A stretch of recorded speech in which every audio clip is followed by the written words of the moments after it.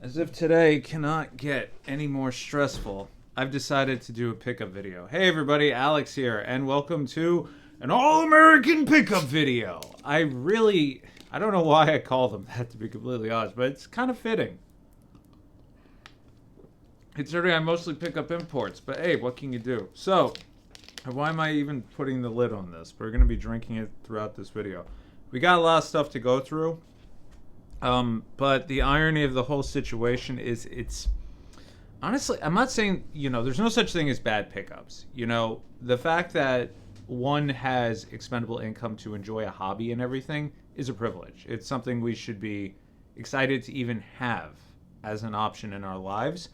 But there does come a time when I look at some of this stuff and I buy it because it's cool and I know it's going to sit in the backlog. And a part of me gets a little disappointed because it's FOMO, truthfully. And unfortunately, that's kind of where some video game collecting stuff goes. You see it in pricing. And at least for me, and a bunch of you guys know I do play my stuff, it's just a matter of me getting to it. But, I also have to have a certain mood hit me. And then sometimes I go through phases, and I'm sure most of you can attest to this as well, where you play one game in a series and you're like, holy shit, this is amazing. I must own every single Bomberman. And you discover you really only like the first Bomberman on the NES. True story. Anyway, so we're going to start off with some 3DS stuff. So with the 3DS being donezo, and unscrupulous means being a thing, I can technically play every single 3DS game I ever want, but for me, there are certain things I would like to own physically, even if I own them technically digitally. So first up, this I have a couple of different versions of, and I recently picked up an iteration of it at the Midwest Gaming Classic, but this is Pacman and Galaga Dimensions. So this has Pac-Man Tilt, which is a 3DS exclusive game. You can put two and two together. It uses the gyros. But it also has a first-person version of Galaga, where basically you just run around like an FPS shooting stuff. And then it has the original Championship Edition, and it also has the original Pac-Man in there, the original Galaga, and then Galaga Legions, which, again, was the main purpose of me buying this.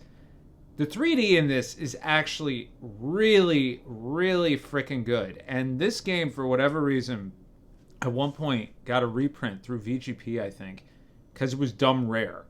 And I didn't understand why, because I see it all the time. It's just never for a price I wanted to pay. But then I saw this on eBay, and somebody literally decided to shoot me an offer, because a new strategy I actually use with eBay is if you see something you're interested in, just watch it. If you watch it long enough, eventually they're going to shoot you an offer. Because nobody wants to pay these outrageous prices for some of these games. And I'll admit, sometimes it's a little insulting. It's like, you got a great price of 2% off. And it's like, oh yeah, fuck you. But sometimes the patience does pay off, because if it's been sitting there a minute, maybe you can get a discount. I ended up getting this for like 17% off of the average price, just by hanging out for, I think, 2 weeks. But again, you run the risk of somebody buying it out from under you. Now, a store I usually, or rather, a YouTube channel I watch is Double Up Video Games, Sid Cooper's channel. And I've been watching him since he was a wee lad, before the facial hair, before the beard, before everything. And before he even was, I knew he was a singer. I knew him as a drummer originally. But back when he lived in Florida, he used to do these ridiculous pickup videos. Like, this kid has like the luck of the Irish or something. I have no idea. But a couple of years ago, I think like 5 or 6 years ago, he opened up a store. And I've bought from him and that store before. Not as often as I would like, and it's not because they don't have a great selection. Truthfully, I just don't always see stuff I want. But every once in a while, he will get stuff in stock that I genuinely want. And he puts it all up in his videos. So if you follow his YouTube channel, what's going into the store, because he kind of times the videos a little bit with his editor. So they're live on the website as he puts up the video, if not a little bit before or after. But same deal. Keep your eye on the website, because sometimes you find stuff and then sometimes you don't, because even he'll attest to it. His website, he's not really thrilled with it. It's very obvious. But sometimes the videos help you know what's in stock, even if the website isn't showing it. So, case in point, I was able to get Game Center CX, I think this is the third one rather, on the 3DS, and Guild 01. This was a collection of games from level 5 on the 3DS back in the day. You had Crimson Shroud, Arrow Porter, I think this one also has Liberation Maiden, and I can't remember the other one. I want to say it's sometimes Always Monsters, but I think it's the blacksmith crafting game. I can't recall. I think there's 2 of these actually. So he got this in through a trade. Same trade came with Game Center CX. I believe this has a fan translation. I know the second one does. I believe the third one did. But, I mean, given that these are basically, you know, Arno's mini games, so to speak, of retro titles, you can use Google Translate on your phone and maneuver yourself around because they're essentially just mini games. They had gotten in some English import titles through a trade. And, you know, I think it's one of those things where I think he was like, oh yeah, these are going to sit forever. And he put them up for a very competitive price, and it was much better than eBay. It was much better than PlayAsia. So I jumped at it, and it's actually kind of cute because there are places you can write comments when you do place an order. So, you know, I always put in like peeps or something like that. And they're actually moving store soon. So, you know, as I said, I don't really buy from them that often, but I put a note in like, this is my very small contribution to the new store. And, you know, I'm presuming it was Abby wrote thank you, which I thought was really sweet. And they're also really good with trades and stuff too. If you do a mail-in, just, you know, keep in mind it does take a while because they have to get it, they have to inspect it, they have to do. So you're not going to get everything same day. But usually the way it works is you send him like what you have. He'll tell you what he wants and then what he could potentially do. And then after that, they inspect it. Anyway, moving along. We're going to do the Evercade. Which, Evercade. Son of a... So full disclosure, I actually really don't like games like Blackthorn and Flashback. In Another World. As I put my soda right into the camera. Cinematic platformers to me are very miss. Not hit or miss, they're very miss. And even as a kid, like, to me, they always look great. I would rather watch somebody who knows what they're doing than actually play these games. But I recently saw a Metal Jesus pickup video where they showcased Full Void, which I think is also on the Switch or something at this point. But this is the first Evercade solo kart game release thing. And this is a cinematic platformer, but a little bit of point and click. Basically, you're trying to defeat, or I guess platform your way through, you know, a circumstance of events against a rogue artificial intelligence. Kind of fitting. But the way the gameplay looked, it looked a little bit more modern that I may be able to get into it. And plus, it's on the Evercade. All these games are $20 anyway. And fact of the matter is, you usually get 2 or 3, but for $20 for this game, which I was kind of on the fence about, not so bad. All right, now we're doing Switch, and there's a lot of Switch. And that's really just because a bunch of stuff I pre-ordered came in, or it's a bunch of PlayAsia orders I had because I stacked them all together. So like every month I get like a massive PlayAsia box and I get free shipping. So we're just going to go right into these. I can't remember which box included what, so I'm just going to try to lump them all together best I can. So this one here is, I forgot, Pantamillion. I forgot the name of the anime. I've been meaning to watch it. It recently had 2 different types of games come out. A Metroid style one, which is actually really good. And then this one is a deck building RPG game. It looks super cute. It looks really fun. And I do have the anime on my watch list. I decided to watch Konosuba finally instead. And that game is actually in here as well. Double D Collection. This is a PlayAsia East Asia Soft exclusive of 2 shmups that are very endowed. Double D, you can figure out how that played into it. I haven't played it yet, but it looks very colorful. Front Mission 2, don't need to speak about this. I don't know why there is such a weird delay on having these brought out to the States, because it's already in English. Like, I understand there's probably some weird licensing agreement with Forever and Rainy Frog, but it seems kind of honestly pointless, because by the time Front Mission first came out over here in the States, I had already owned it for months. So they're kind of cannibalizing their own sales, is what I'm saying. It did recently get a PS5 remake, or version rather, which I was debating on picking up myself and then getting rid of the Switch version. But playing the Switch version just to see how it looked and operated, I was like, this is more than fine. It was not pushing the PS5 at all, let alone pushing the Switch. All right, IRM Collection, Volume 1. This was originally put up by Strictly Limited and In Games on their website. And I'll be honest with you, they all come out in Japan, they all have the same games, and they're also half the price. So you're probably better off just waiting for it to come out in Japan. Plus, you'll get it like a year and a half sooner. This one contains Image Fight, Image Fight 2, and X Multiply. Image Fight is a game I've wanted to play for a very long time. I just haven't owned it legitimately. Bithead 1000 loves Image Fight, and I watched a Let's Play of him playing Image Fight several years ago. And I remember at one point he goes, my anxiety. I was getting anxiety just watching it. It is a hard-looking game, man. But I love my shooters, and I gotta play them while I still have reflexes. Speaking of shooters, we got Overdriven Evolution. This is a VGNMY soft game. This is, I think, their 6th or 7th release.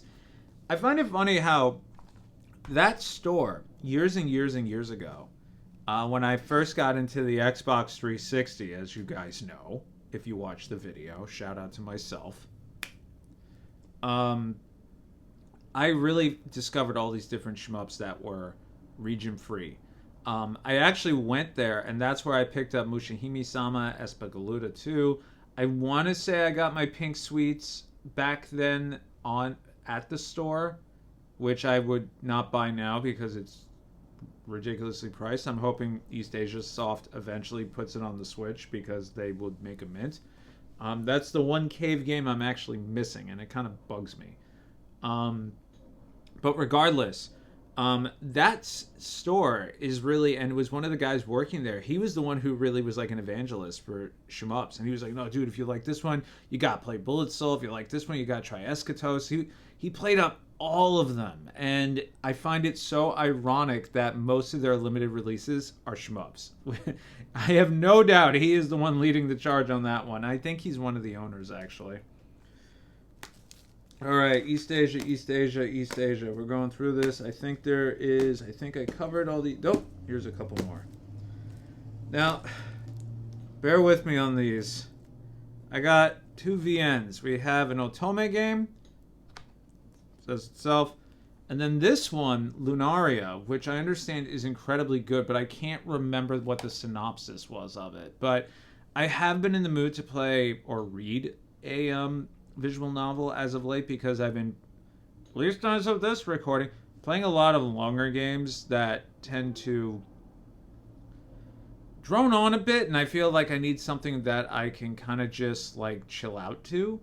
Not to say the droning on games are like boring. It's just sometimes the subject matter is just so deep. I kind of just want to veg out, put on some music, listen to a podcast, and read. Believe it or not, I can multitask. Not well, but I can do it.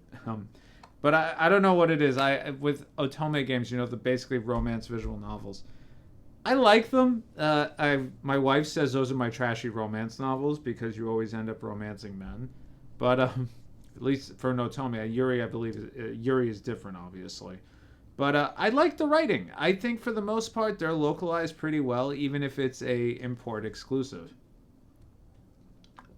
And as I've said before, I'm a very visual person. I need to have sight and sound to actually get into reading. Reading a book is actually really challenging for me. Speaking of reading books, Deathmark 2. The first Deathmark is by far one of the best point-and-click visual novel first-person dungeon explorer games I have ever played on the Vita from the guys at Experience. Experience knows how to do a first-person dungeon RPG like no other. And then they made Deathmark, which is part VN, part puzzle, part dungeon exploring, all horror. And that Experience art style let me tell you, they can make stuff look utterly terrifying. It was such an amazing game. And then they made the follow-up, NG Spirit Hunter, which honestly looked great. It was more of a visual novel than anything. But ultimately, when I finished it, I was kind of disappointed because it wasn't Deathmark. Because Deathmark, to me, the stakes felt a lot higher because basically you're a paranormal detective, but you're a journalist. So he's kind of like thrown into all these situations where it's like, okay then. And then he's in a mansion and it's surrounded with these creepy dolls and all that stuff. No idea what's going on in this one, but I was really hyped when I heard that they were bringing the sequel out over here. And with that, I also picked up... Where did it go? Huh, it's not in here. All right, anyway. I picked up a copy of WarioWare Move It. This was $30 on Amazon, reduced from $50. And then a copy of WarioWare Get It Together. This, I believe, was $25. I'll be honest, I am not a fan of these games. My wife, on the other hand, loves them. And because I bought them, I am considering them part of my pickups, but ultimately, these are really hers. I understand there's more of a multiplayer component to them these days, so I have no doubt I'll be dragged into playing them along with her. Next up from Target, I picked up Konosuba. I kind of alluded to this. I just finished season 1 of the anime, which came out back in 2016. If you've never seen it, it's an isekai.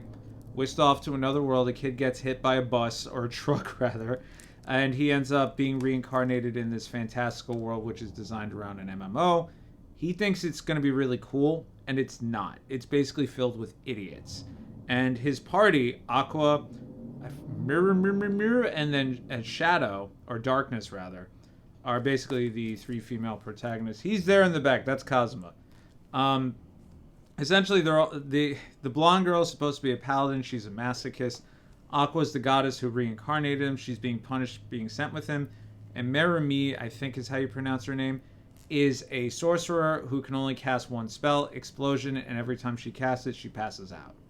So, it's stupid funny, but it's really funny because he's kind of just like, I can't believe... Like, at one point, it's not a spoiler because the seasons are very short. He dies in this fantasy world, and they say they're going to reincarnate him again, and he's like, oh, thank God, I'm free. But then they resurrect him, and he's like, no. It's really funny, though. It's one of those things you have to watch. It's on Crunchyroll. The dub is actually really funny, too. But when I heard there was a visual novel, this visual novel's actually been out in Japan for a minute, and I wanted to play it ever since I saw that first season. And then all of a sudden P-Cube was like, or some episodes of it, and then P-Cube said they were doing a localization, so I had to jump on that because I really find it amusing. It's really dumb fun. You're not going to leave thinking it's Shakespeare, but you'll be able to kill a couple of hours and nix a little bit of stress. Next up, we have the Contraptions Collection. This I also got from Target. There was a deal, which is why I bundled it with Konosuba. If you've ever played The Incredible Machine, it's basically a puzzle game where you have to basically make machinery out of tons of household items, right? Like Mousetrap. You know, you would have a guy on a seesaw jump into a thing to hit a ball, to hit a cannon, to shoot something off. Kind of like point and click adventure logic where a hamster will somehow power a spaceship. That is how these puzzles work. And I played this way back when on Windows 3.1. And I thought it was absolutely hysterical. It was fun, and it was really challenging for me because I'm not that good at puzzles at the time. I'm still not that great at puzzles, but I'm better. So I actually didn't even know this was a thing because it's GS2 games, which I kind of just ignore. But as I mentioned earlier, Sid Cooper got it in at his store, and he looked at it and goes, oh, this looks like The Incredible Machine. And I was like, oh my God, The Incredible Machine. It like brought back so many memories. So I immediately went to Target, not him. And they had it discounted, and as I said, I bundled it with Konosuba, so that way I could get the new rewards point thing that they're doing. And this I got from Best Buy from a buy two get one a long time ago. This was actually the free game. This is Tokyo Yo and the Tower of Perpetuity. I believe this is a rogue-like platformer ascending a tower. It's from Red Art Games. It looked really cool. To me, I don't know because I haven't played. I watched some gameplay and it looks like something I would enjoy. But I'll be honest with you, as of late, as much as I love Metroid games, I've dropped so many of them. The combat, like all this like rogue soulsy stuff that they've been doing as of late, I get it. It sells, people enjoy it, more power to you. It just kills the fun for me, man. It ruins it so hard. So one impression I did read said, the initial learning curve on this is a little but once you get the hang of it, it's actually not that bad. So I'm hoping that's the case. Speaking of Metroidvanias, he said it. Yeah, finally, somebody was waiting for me to slip up. Metroid-style game, guys. Metroid-style guys, simmer down. All right, Hawk. So this is a Metroid-style game set in a dystopian cyber future. This came out through Super Rare Games, obviously. The Switch version did have a lot of problems at launch because I was originally watching it, and when I saw how it kind of hitched a lot, I was like, okay, I guess we're getting it on Steam.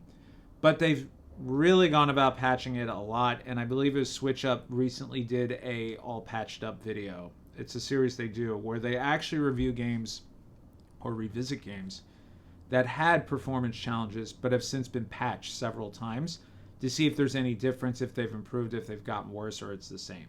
And in the case of Hawk, they said actually it's improved a lot. And the Super Rare release was actually released some time ago, but they delayed it because they wanted to make sure they had the latest version on the card. As much as it really does play a lot smoother on Steam, because I played it for an hour and then sent it back. I don't know. Like, other than Ori and the Blind Forest, I just don't like sitting in front of a laptop, OLED screen or not, and just not being able to suspend it and walk away or put it down on my desk or something like that. Metroid style games to me truthfully kind of belong as a handheld, unless it's something utterly ridiculous where like the combat needs precision, because that Joy-Con D-pad ain't gonna do it. I've tried the Hori split pads, and my Nitro deck is still being built in the sun or something. I have no idea. But as soon as that comes in, maybe that'll be a little bit of an improvement. And then finally we have Frambo, also from Super Rare Games. This is a creepy survival, not survival horror. It's more like an adventure game, truth be told, but it's horror driven. And Frambo has actually been around for a minute. It was on PC for a very long time, and everybody I know who has played it says it's actually really disturbing. And the art style is very much like a Tim Burton-y thing. So if you're into that, you should definitely check it out. It's not that expensive on the eShop. I just saw this pop up on Super Rare's site, and I was like, it's one of those things where if I don't get it, I'm going to regret it. So I figured, let me just pay the piper now and be done with it. So there you have it. All American pickup video, and a lot of it was import stuff. I've been Alex, and I'll see you all in the next video. Take care. Marketing dollars.